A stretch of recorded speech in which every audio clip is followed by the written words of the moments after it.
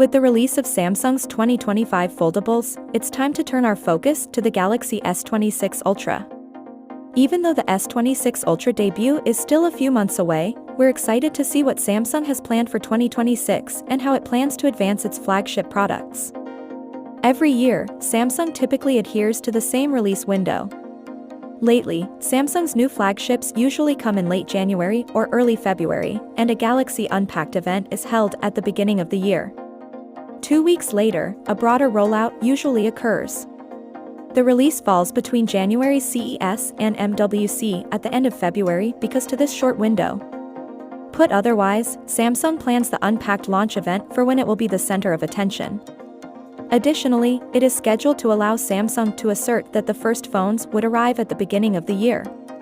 However, at least in China, OnePlus has recently outperformed it by a few weeks. For the record, January 22nd was the day of the Unpacked 2025 event that gave us the Galaxy S25 unveiling. The 17th of January was the date of the 2024 edition. Those two incidents happened in San Jose, California.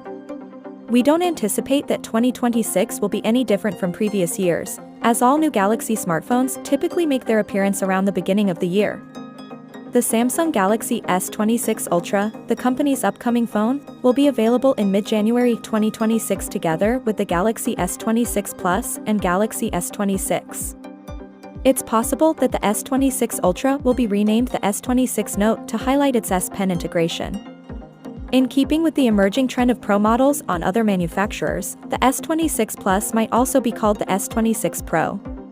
We are unable to confirm the Galaxy S26 Ultra's price at this time because that information usually becomes available closer to the launch event. The Snapdragon 8 Elite 2 will apparently cost the same as the original Elite chipset, which is wonderful news. This increases the likelihood that prices will remain the same and provides Samsung one less component to worry about paying more for. Finally, what are your thoughts about it?